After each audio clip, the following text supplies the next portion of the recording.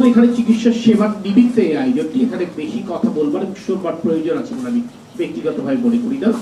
আমরা শুধু এই কথাটি বলতে চাই, আমরা এই কার্যক্রম শুরু করেছি, আমরা যতটুকু জানি এখানে প্রায় 4 শতাধিক মায়েদেরকে নিয়ে ওনারা কাজ করেন, সেহেতু পর্যায়ক্রমে প্রতিটি মানকেই আমরা এই চিকিৎসার সুযোগের মধ্যে আনবো ইনশাআল্লাহ।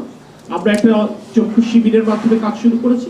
আগামীতে সাধারণ যে মেডিকেল ক্যাম্প আমরা পরিচালনা করি বাংলাদেশ জাতীয়তাবাদী দলের পক্ষ থেকে, আমরা সেই মেডিকেল ক্যাম্প আমরা আমাদের দলের পক্ষ থেকে পরিচালনা করি কিংবা সরকারের আনুকূল্যেই করি, কোনো না কোনো ভাবে আমরা স্বাভাবিক এবং সাধারণ মেডিকেল ক্যাম্পের আওতায় তাদেরকে আনবো, যাতে করে শারীরিক অন্যান্য সমস্যাটা তারা চিকিৎসা পেতে পারে।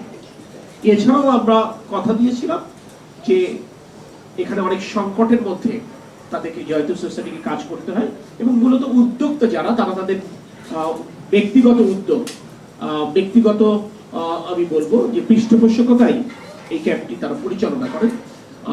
আমরা সমাজে যারা অবস্থাপন্ন এবং যারা সমাজে যারা অন্যের জন্য কাজ করবার জায়গায় আছেন, এই সমস্ত মানুষগুলোকে এই ধরনের কাজে আমরা সম্পৃক্ত করবো, যাতে করে তাদের কাজের গতি পায় এবং এই কাজটি সুষ্ঠুভাবে পরিচালিত হতে পারে।